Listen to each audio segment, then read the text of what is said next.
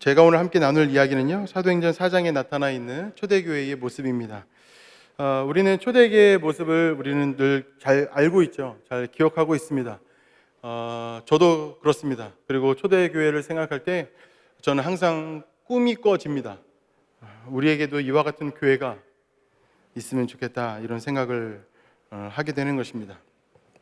제가 오늘 함께 나눌 이야기는 초대교회의 모습을 탐구한 내용을 함께 나누고자 하는 것입니다. 저는 이 내용들을 이렇게 묵상하고 탐구하면서 장소교회와 상당히 닮아 있는 부분이 있다는 것을 발견하고 기쁘기도 했고, 또 한편으로 조금 아쉽기도 하였습니다.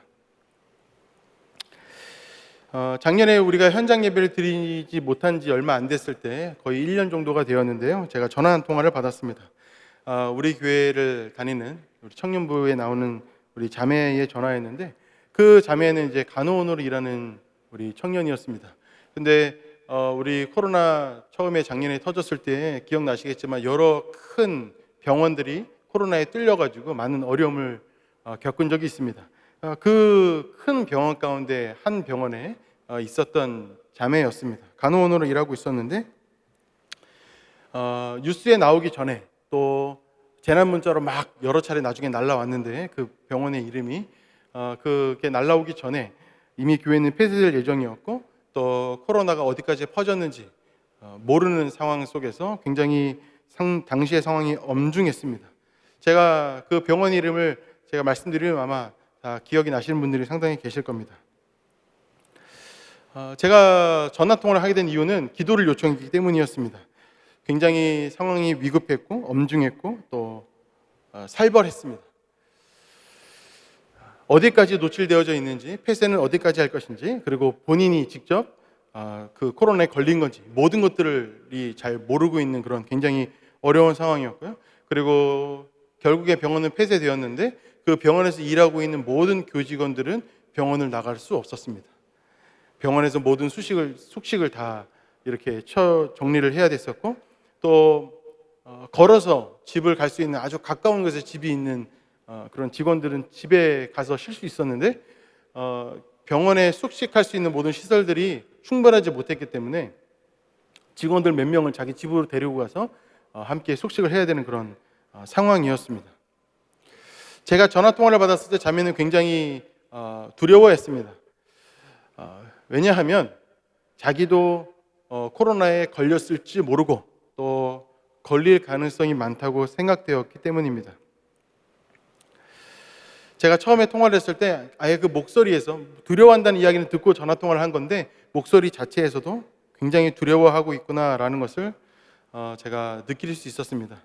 코로나 작년에를 지나면서 저는 개인적으로 참 목사는 이럴 때 쓸데가 없구나, 그런 생각을 많이 했습니다. 나가가지고 뭔가 할 수 있는 것도 없고 실질적으로 뭔가 도움이 되는 일을 할 수 없었기 때문인데, 두려워서 목사하고 통화를 하고 싶다고 하는데도 저는 무슨 말을 해야 될지 몰랐습니다. 내가 도대체 무슨 말을 할 수 있을까, 그런 생각을 가지고 전화 통화를 했습니다. 뭔가 안심도 시켜야 되겠고, 위로도 해야 되겠고, 또 격려도 해야 되겠고, 근데 무슨 말을 어떻게 할까 고민이 되어서, 겉으로는 그래 뭐 누가 대신 통화 좀 해달라고 연락이 온 거거든요. 그래서 그래 내가 연락을 해야지, 내가 전화를 해야지라고 굉장히 태연하게 그렇게 이야기를 했지만, 제 마음속은 굉장히 막막했습니다. 전화 통화를 시작하면서 참 감사하게도 제 마음 가운데 하나님께서 주시는 마음이 있었습니다. 그래서 그 마음을 함께 나눴는데, 제가 통화하면서 이렇게 물었습니다. 많이 무서워요? 이렇게 물었습니다. 당연히 무섭겠죠. 이건 그냥 할 말이 없으니까 그냥 묻는 겁니다. 그러니까 많이 무서워요? 이렇게 물으니까 네, 무서워요, 이렇게 대답을 했습니다. 이유는 무엇인가 이렇게 물어봤더니 코로나 걸릴 것 같아요 라는 것이었습니다. 굉장히 위축되어져 있고 굉장히 열심히 일하는 자매였는데 많이 위축되어져 있는 모습을 제가 볼 수 있었습니다. 제가 이렇게 다시 물었습니다. 만에 하나, 절대 그러면 안 되지만 만약에 코로나가 걸리게 되면 어떻게 돼요? 제가 이렇게 물었습니다. 이 질문은 적절하지 않습니다. 왜 그러냐면 코로나 걸릴까 봐 무서워하고 있는, 두려워하고 있는 자매한테 그러면 걸리면 어떻게 되는 건데? 라고 묻는 것은 좀 적절하지 않죠. 제가 생각해도 그랬습니다. 그래서 근데 저는 그냥 그렇게 위험한 질문을 던졌습니다. 근데 그 자매는 참 감사하게도 성실하게 답변을 해 주었습니다. 음압병동에 격리가 되게 될 것이고 2주에서 3주 정도 약을 이제 먹으면서 혹은 약을 이렇게 주사를 맞으면서 치료를 받게 될 것이라고 그렇게 이야기를 했습니다. 그래서 제가 다시 이렇게 물었습니다. 코로나가 걸리면 연세가 많으신 분들이나 혹은 기저질환이 있는 분들은 생명이 많이 지장이 있다고 하는데 보통 좀 젊고 건강한 청년들이 코로나에 걸리면 뭐 생명에 지장이 없다고 들었는데 맞아요? 제가 이렇게 물었습니다. 그러니까 그 자매가 굉장히 힘없는 목소리로 동의하면서 저한테 그렇게 똑같이 대답을 해 주었습니다. 목사님 말씀이 맞아요. 뭐 기저질환도 있고 연세도 많으신 분들은 위험하지만 건강한 젊은 사람들은 비교적 이렇게 안전하게 잘 극복할 수 있다고 해요. 제가 대답을 해 주었습니다. 그래서 제가 이렇게 얘기를 했습니다. 혹시 걸릴 때를 대비해서 2, 3주 정도 이제 병원에 들어가 있어야 되면 그동안에 못 읽었던 책들이나 혹은 못 봤던 드라마나 이런 것들을 잘 챙겨놓고 혹시나 들어가게 되면 2주, 3주 동안 열심히 그동안에 못 봤던 거 볼 수 있게 미리 준비를 해놔야 되지 않겠어요? 제가 이렇게 물었습니다. 근데 그 이야기가 듣는 사람한테는 목사는 남의 이야기를 너무 쉽게 말씀하시는 것 아니에요? 라고 하면서 기분 나빠할 수도 있는데 참 고맙게도 그 자매는 굉장히 이렇게 농담처럼 이렇게 받아주었습니다. 농담이죠. 걸리면 안 되니까. 근데 사실은 농담 반 진담 반이었습니다. 왜 그러냐면 당시의 상황은 굉장히 엄중했기 때문이죠. 이렇게 웃으면서 그 자매가 반응을 해줘서 제가 이렇게 다시 이야기를 했습니다. 하나님께서 자매에게 지금 원하시는 것이 무엇일까? 내 생각에는 자매는 젊고 또 건강하니까 코로나가 혹시 걸린다고 하더라도 잘 견뎌나갈 수 있지 않겠어요? 근데 그 병원에는 코로나가 걸리면 생명이 위험하고 또 여러 가지 어려운 상황들을 겪을 수 있는 많은 환자들이 있으니까 그런 환자들이 있으니까 애써서 힘써서 그 우리 환자들 위해서 애써주면 좋겠다고 제가 그렇게 이야기를 했습니다. 혹시나 만약에 걸리게 되면 한 달 휴가다 이렇게 생각하고 좀 용기를 내줬으면 좋겠다고 제가 그렇게 이야기를 했습니다. 자매가 그 이야기를 듣고 굉장히 기분 나빠할 만도 한데 마음에 안심하는 것 같았습니다. 그래서 제가 기도를 해 주었습니다. 제가 말한 대로 하나님께서 보호해 주셔서 코로나 걸리지 않게 해주시되 두려워하지 않고 열심히 거기에 어려움을 당한 분들 도와줄 수 있으면 좋겠다고 제가 그렇게 이야기를 했는데 제 마음도 참 그렇게 가볍지는 않았습니다. 굉장히 무거웠는데 조심스럽게 그런 이야기를 그 자매한테 했습니다. 나중에 이야기를 듣기로 목사님하고 통하고 나서 두려움도 많이 없어졌고 또 굉장히 열심히 또 덜 두려워하면서 환자들을 돌보고 있다고 그런 이야기를 나중에 들었습니다. 그리고 마지막에 다 끝나고 나서 이야기를 듣기로 코로나 걸리지도 않았고 건강하게 또 병원도 폐사가 잘 풀렸고 환자들도 이렇게 잘 돌볼 수 있었노라고 그런 이야기를 듣게 되었습니다. 그 이전에는 굉장히 병원 일이 바쁘잖아요. 3교대로 가다 보니까 교회에 빠지는 일도 많고 또 교회 여러 가지 어떤 청년부 행사가 있거나 혹은 성역 공부가 있어도 잘 참여하지 못했는데 그 일 이후로는 그전보다 비교도 할 수 없이 열심히 그렇게 신앙생활을 잘 하고 있고 예전보다 제가 훨씬 더 많이 얼굴을 자주 보고 있습니다. 제가 이 이야기를 길게 하는 이유는 무엇인가 하면은요, 공공성에 대한 이야기를 하기 위해서입니다. 이 공공성 단어가 좀 어려운데 다른 표현으로 이렇게 할 만한 그런 단어를 잘 못 골랐습니다. 사람은 각자 어떤 개별적으로 어떤 개인적으로 존재합니다. 사람이 개별적으로 개인적으로 존재한다고 하는 것은 뭐 특별히 우리가 막 고민하지 않아도 알 수 있는 것들입니다. 개별적으로 또 개인적으로 사람들이 존재한다라고 하는 것은 이런 것입니다. 만약에 옆에 있는 사람이 어떤 두려움을 겪고 옆에 있는 사람이 어떤 어려움을 겪는다고 해서 그 어려움과 그 두려움이 내 것이 되어야 한다는 법이 없습니다. 그리고 내가 혹 삶 가운데 어려운 일을 겪고 아픔을 겪는다고 하더라도 내 주변에 어떤 사람들이 내 아픔을 대신해서 슬퍼해 주거나 아니면 나와 함께 슬퍼해 줘야 된다는 법도 없는 겁니다. 이게 바로 개별적이고 개인적으로 존재한다라고 하는 말의 뜻인 것이죠. 또 이 개별적으로 개인적으로 존재한다고 하는 것은 굉장히 우리에게 어떤 편안함을 줍니다. 왜 그러냐면 나는 내 일만 신경 쓰면 되고 다른 사람의 일들은 신경 쓰지 않아도 되니까 얼마나 편합니까? 그래서 점점점 사회가 개인적이 되어지고 또 각자의 삶의 문제에만 이렇게 골몰하는 그런 사회가 되어지는데 그 사회에 대해서 이건 조금 아닌 것 같은데 라는 생각을 하면서도 적극적으로 그 모든 것들이 잘못되었다고 말하는 사람은 적은 이유는 아마도 그런 어떤 개별적으로 개인적으로 삶을 살아가는 방식이 우리 모두에게 어느 정도 편한 것이 되어서이지 않을까라는 생각을 하게 됩니다. 그런데 정말로 사람이 그렇게 개별적으로 개인적으로 존재하는 것일까? 코로나 시간들을 우리가 지나면서 이것이 아닐 수도 있겠구나, 아니구나, 이건 정말로 아니구나, 이런 생각을 하게 만듭니다. 누군가가 코로나가 걸리면 우리는 조심스러워해야 합니다. 혹 나도 걸릴 수 있으니까.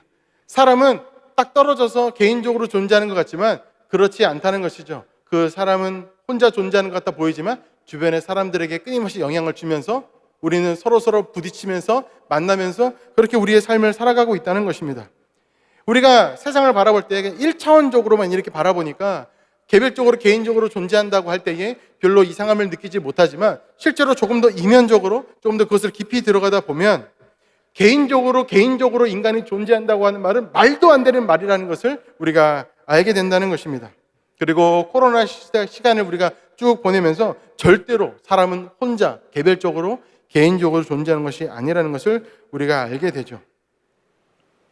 그러나 우리가 인류 역사를 이렇게 살펴보다 보면 수많은 상황과 환경 속에서 인간은 우리를 생각하기보다는 나를 생각할 때가 훨씬 더 압도적으로 많았다는 것을 알게 됩니다. 사실 이런 것은 어떤 세계사적인 어떤 여러 가지 복잡한 지식들이 없어도 우리 개인의 마음만 잘 들여다보아도 우리가 우리를 생각하기보다는 나를 생각할 때가 훨씬 더 많다는 사실을 우리가 스스로 깨닫게 될 때에 모든 사람들이 인류 역사 속에서 늘 우리를 생각하기보다는 나를 생각하면서 늘 이 인간의 역사가 지나왔겠구나라는 것을 우리가 별로 어렵지 않게 가늠할 수 있습니다. 그러나 우리가 우리의 인생을 단기적으로 보지 않고 조금 장기적으로 넓게 이렇게 보다 보면 사람의 시각이 개인에 머물러 있을 때보다 우리를 바라볼 때 사람의 생각 자체가 오직 나만 생각하지 아니하고 우리를 생각할 때 훨씬 더 좋은 결과를 낼 수 있다는 것도 우리가 쉽게 가늠해 볼 수 있는 내용입니다. 사도행전에 나타나 있는 교회의 모습을 통해서도 이것은 잘 확인해 볼 수가 있습니다. 사도행전 4장 32절, 35절의 말씀 우리가 방금 읽었는데 제가 한 번 더 읽어봐 드리겠습니다. 믿는 무리가 한 마음과 한 뜻이 되어 모든 물건을 서로 통용하고 자기 재물을 조금이라도 자기 것이라 하는 이가 하나도 없더라. 사도들이 큰 권능으로 주 예수의 부활을 증언하니 무리가 큰 은혜를 받아 그 중에 가난한 사람이 없으니 이는 밭과 집 있는 자는 팔아 그 판 것의 값을 가져다가 사도들의 발 앞에 두매 그들이 각 사람의 필요를 따라 나누어 줌이라. 이 말씀은 당시의 초대교회의 모습을 그리고 있는데 너무 초극도의 어떤 공공성을 보입니다. 하나도 자기 물건을 자기 것이라고 말하는 사람이 없습니다. 심지어 자기의 있는 것을 다 팔아서 나누어주는 일들을 하고 있다는 것입니다. 놀라운 일이죠. 그런데 이 예루살렘에 처음 시작된 이 교회, 이 초대교회에서 이와 같은 일들은 아주 잠깐 동안 일시적으로, 즉흥적으로 나타난 일이 아니라는 것을 우리가 사도행전의 내용들을 살펴볼 때에 알 수 있습니다. 사도행전에서 여러 부분에서 초대교회의 모습을 묘사한 부분들이 있는데 그 묘사한 부분들을 다 찾아보면 다 이와 같은 내용들이 다 포함되어져 있습니다. 특별히 우리가 2장의 말씀을 한 번 더 읽어보면 이와 같은데 2장의 말씀은 어떤 말씀이냐 하면 성령님께서 강림하시고 난 이후에 베드로와 그 외에 120명의 제자들이 은혜를 받아서 그 가운데 베드로의 설교를 통하여 3,000명이 하나님께로 돌아오게 됩니다. 바로 그 교회, 그 3,000명 교회를 이렇게 사도행전 2장 43절에서 47절의 말씀에 이렇게 묘사하고 있습니다. 사람마다 두려워하는데 사도들로 말미암아 기사와 표적이 많이 나타나니 믿는 사람이 다 함께 있어 모든 물건을 서로 통용하고 또 재산과 소유를 팔아 각 사람의 필요를 따라 나눠주며 날마다 마음을 같이하여 성전에 모이기를 힘쓰고 집에서 떡을 떼며 기쁨과 순전한 마음으로 음식을 먹고 하나님을 찬미하며 또 온 백성에게 칭송을 받으니 주께서 구원받는 사람들을 날마다 더하게 하시니라. 그러니까 무슨 말인가 하면 당시에 초대교회 때 나타났던 이런 나를 생각하는 것이 아니라 우리를 생각하는 이러한 모습들은 어떤 한순간에 잠시 동안 일시적으로 나타나는 모습이 아니라 우연히 나타나는 모습이 아니라 계속 지속적으로 계속 나타났던 모습이었다는 겁니다. 초대교회가 처음 세워지고 난 다음에 3,000명일 때, 그리고 우리가 방금 읽었던 사도행전 4장은 5,000명이 더 돌아왔을 때거든요. 8,000명이 되었을 때, 물론 8,000명 훨씬 그 이상이겠죠. 그 숫자가 점점점 많아지고 교회가 커지면서 그 규모가 더해가면서 그런 모습들은 여전히 똑같이 존재해 왔다는 것입니다. 이것이 굉장히 놀라운 부분입니다. 어떻게 그럴 수 있었을까? 도대체 어떻게 그럴 수 있단 말입니까? 그들의 어떤 그렇게 어떻게 그럴 수 있었을까라는 것을 탐구해 볼 때 가장 먼저 생각나는 것은 마가복음 1장 15절의 말씀입니다. 마가복음 1장 15절의 말씀은 예수님께서 사역을 처음 공생의 사역을 시작하실 때 하셨던 말씀입니다. 말씀을 읽어보면 이렇습니다. 이르시되 때가 찼고 하나님의 나라가 가까이 왔으니 회개하고 복음을 믿으라 하시더라. 하나님께서 이스라엘 백성들에게 주시겠다고 약속하셨던 것, 예수 그리스도를 따르고 믿는 자들에게 주시겠다고 약속하셨던 것, 그것은 무엇인가 하면 바로 하나님 나라였다는 것이죠. 하나님의 나라는 예수님의 그 모든 사역들을 통하여 제자들과 이스라엘의 전 지역에 나타나게 되어지는데, 그것을 네 가지로 축약하면 첫 번째는 무엇인가 하면 귀신이 쫓겨나가는 축기입니다. 두 번째는 무엇인가 하면 모든 질병이 낫게 되어지는 치유입니다. 세 번째가 뭐냐 하면 하나님과 이스라엘 백성들 간의 관계가 회복되어지는 하나님과의 관계 회복입니다. 마지막 네 번째는 모든 눈에 보이지 않는 결핍과 또 물질적인 결핍, 이 모든 결핍으로부터 자유롭게 되는 일입니다. 이 네 가지 일이 예수 그리스도께서 하나님의 나라를 그들에게 보여주시고 그들에게 하나님의 나라를 주시겠다고 약속하신 현장들마다 나타났습니다. 어떤 사람들은 마음 가운데 괴로웠고 열등감이 있었고 세상 가운데 나오지 못했고 또 스스로를 죄인이라고 생각해서 굉장히 좌절하고 절망했는데, 그 모든 것들이 예수 그리스도를 만나고 난 다음에 그 모든 결핍으로부터 그들이 자유케 되었습니다. 그리고 어떤 삶의 여러 가지 어떤 물질적이고 어떤 먹을 것이 없어서 괴로워하는 사람들은 예수 그리스도를 만나고 그 모든 것들이 회복되었죠. 그와 같은 일들이 있었다는 것입니다. 바로 그 하나님의 나라의 역사가 그 초대교회 때도 그들에게 나타났을 거라는 것입니다. 그래서 우리가 기사와 표적이 많이 나타나니 이렇게 반복되는 말들로 표현되어져 있는 것이죠. 그리고 그때 당시에 예수 그리스도의 죽음과 부활을 믿었던 수많은 초대교회의 교인들은 그 하나님의 나라를 누렸고 그 하나님의 나라를 전파하는 삶을 살았습니다. 그들은 실제로 그 삶을 누리면서 아직 예수 그리스도를 믿지 않는 사람들에게 그들이 누리고 있는 것을 그들에게 보여주었고, 그리고 그들은 예수 그리스도를 믿음과 동시에 그 하나님의 나라를 경험하게 되어졌다는 것입니다. 그런데 이와 같은 일들이 여기서 끝나지 아니하고 어디로 나아가는가 하면 그들이 다 같이 모여서 한 마음 한 뜻으로 나눔을 하는, 서로서로의 자기의 물건을 나눠 쓰고 서로 함께 모든 것들을 공유하는 일들로 나타나게 되어졌다는 것입니다. 다시 한번 말씀드리지만 이와 같은 나눔 사역들은 초대교회 초창기부터 있었던 모습이고 그대로 쭉 유지되어져 왔던 모습이었다는 것이 굉장히 중요합니다. 초대교회의 공공성은 2장에서 나타난 초대교회 때부터 4장에 나타난 그 모습을 비교해 볼 때 점점 커지는 것을 우리가 관찰해 볼 수 있습니다. 2장에 방금 우리가 읽었던 그 말씀과 4장의 말씀은 언뜻 보면 비슷해 보이는데 사실은 굉장히 큰 차이가 있습니다. 그 차이를 보여주는 말씀이 어딘가 하면 4장 32절의 말씀입니다. 4장 32절의 말씀을 제가 읽어봐 드리겠습니다. 믿는 무리가 한 마음과 한 뜻이 되어 모든 물건을 서로 통용하고 자기 재물을 조금이라도 자기 것이라 하는 이가 하나도 없더라. 여기서 제가 눈에 딱 띄는 단어가 있는데 그 단어는 무엇인가 하면 한 마음, 한 뜻, 그리고 하나도 없더라입니다. 한 마음, 한 뜻, 하나도 없더라. 이런 표현이 사도행전 2장에 나와 있는데 2장과 4장을 비교해서 보았을 때 4장의 이런 표현이 훨씬 더 집중적이고 아주 강력한 표현으로 반복하여서 나타나고 있다는 것이 굉장히 중요합니다. 무슨 말인가 하면 3,000명으로 대표되어지는 초대교회가 처음에 나타났고 그리고 5,000명이 보태져서 8,000명 이상 되어지는 초대교회가 그 사도행전 4장에 나타났는데 이것은 단순히 양적으로만 성장하지 아니하고 내적으로 본질적으로 성장했는데 그 성장한 모습이 무엇으로 나타났는가? 한 마음 한 뜻 하나도 없다로 나타났다는 것입니다.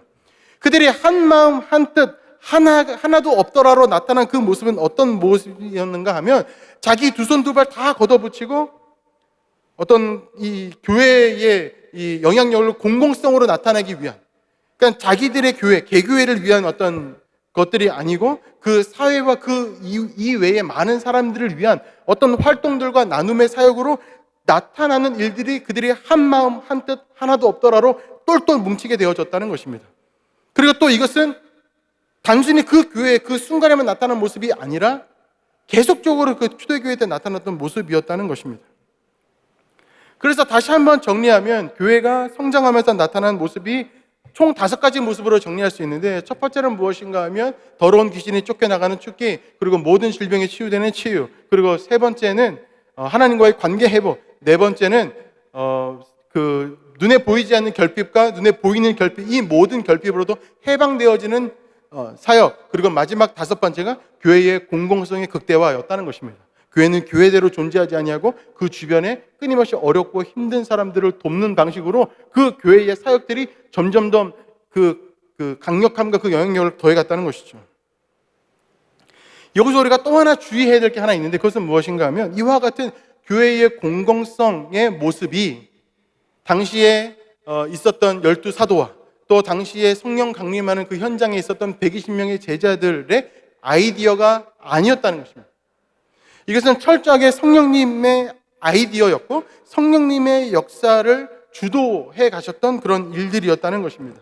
우리가 오늘 읽었던 이 본문의 그 뒷부분에 보면은 아나니아와 삽비라 부부의 이야기가 나옵니다. 우리가 너무 잘 아는 말씀이죠.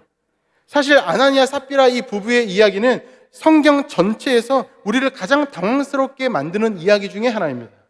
이유는 무엇인가 하면 이것입니다. 아나니아와 삽비라가 자기의 재산의 모두를 팝니다. 그리고 그것의 절반을 교회에 헌금해요. 그런데 전부 다를 헌금하지 아니하고 반만 헌금했다는 이유로 성령님에 의하여 그들은 죽음을 맞이합니다. 이해가 안 되지 않습니까? 만약에 어떤 누군가가 우리 가운데 재산을 다 팔아서 그 반을 교회에 바쳤다 라고 하면 그 교회의 역사책에 쓰일 이야기 아니겠습니까?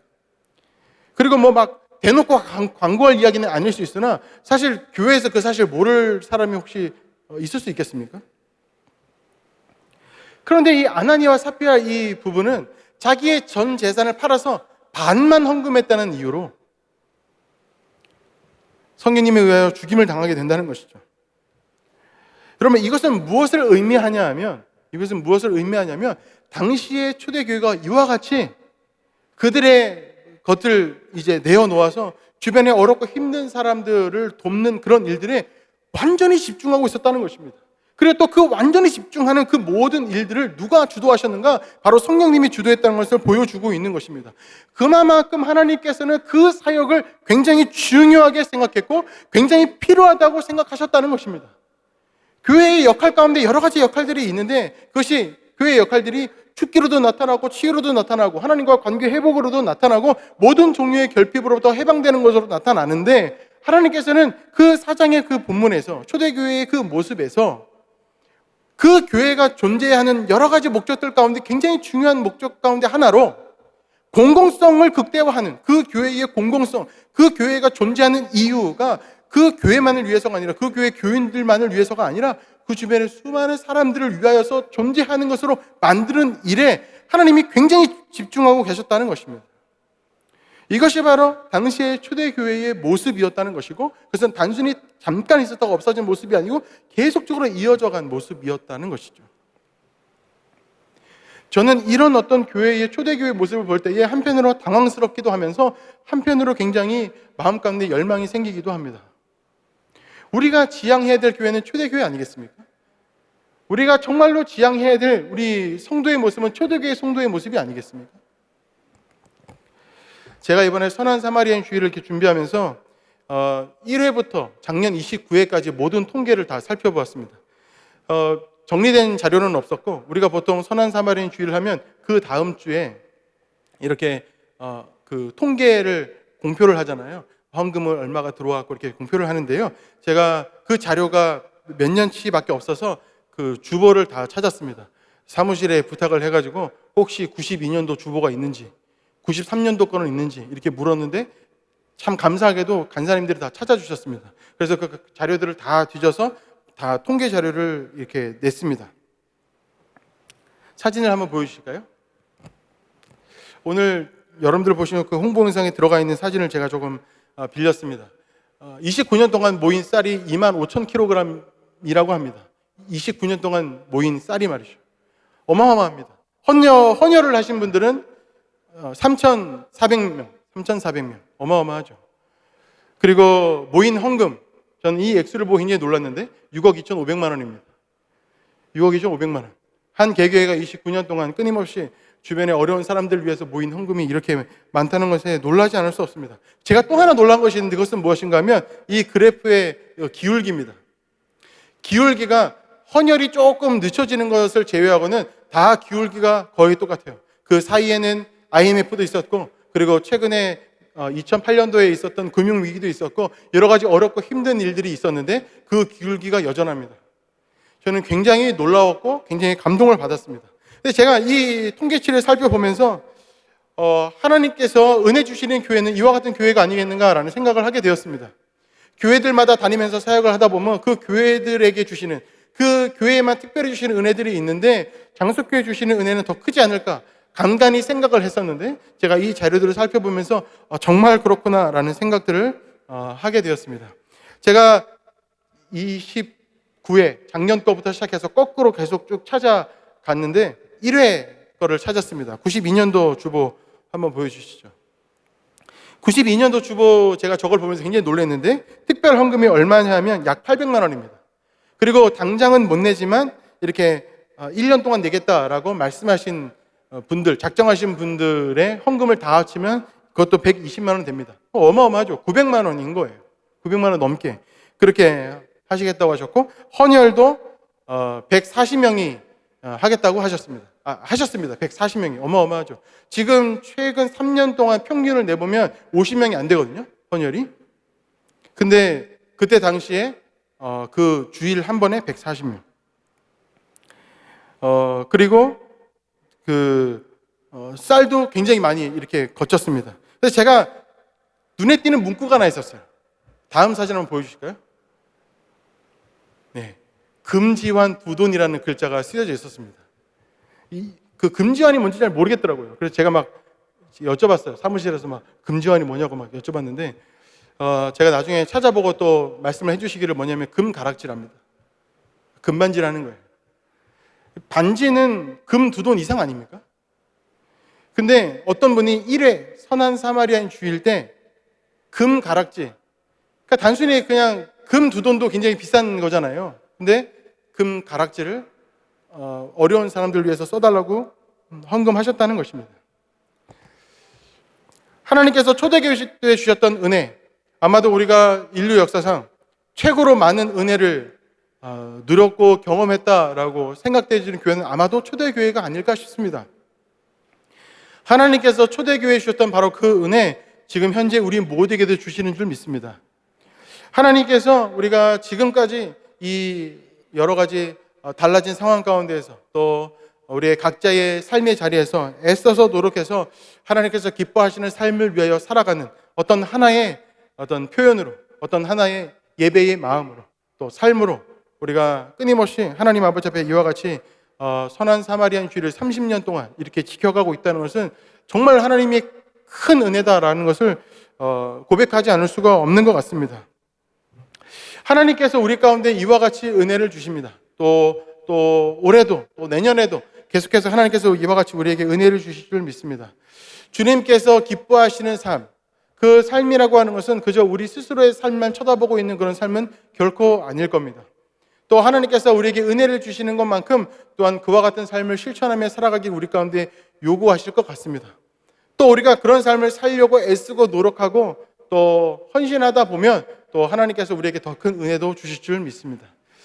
하나님께서 지금까지 장석교회 그와 같이 은혜 주시고 또 함께 해주셨는데, 또한 앞으로 또 함께 해주실 것을 마음 가운데 확신하게 되는 그 모든 어떤 조사의 과정들이었습니다. 제가 받은 이 감동이 여러분들에게도 전달되기를 바랍니다. 또 하나님께서 초대교회에 주셨던 그 은혜가 우리의 삶에도 또 우리 장석교회에게도 더 넘치도록 나타나기를 갈망하고 열망하는 마음들이 저와 여러분들에게 더 많이 있게 되기를 바랍니다. 또 하나님께서 초대교회를 그 이스라엘과 전 세계를 복음화하는 데 사용하셨던 것 같이 장석교회도 그와 같이 사용하여 주시기를 간절히 바라는 마음들이 우리 마음 가운데 가득할 줄 믿습니다. 그런 장석교회 되기를, 그런 우리 모든 성도들 되기를 주님의 이름으로 축원합니다. 이 시간 같이 한번 기도하면 좋겠습니다.